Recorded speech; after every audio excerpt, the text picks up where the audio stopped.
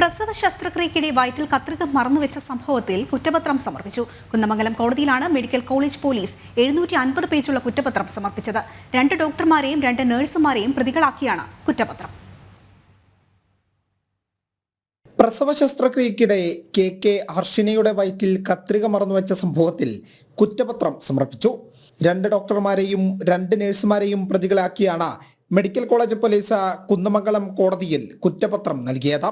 750 പേജുള്ള കുറ്റപത്രത്തിൽ 60 സാക്ഷികളെ ഉൾപ്പെടുത്തിയിട്ടുണ്ട്.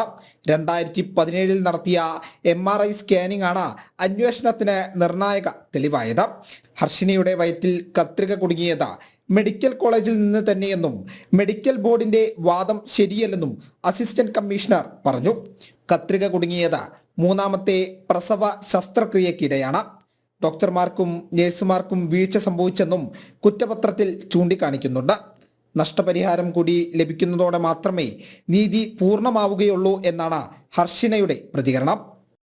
ജനം, കോഴിക്കോട്.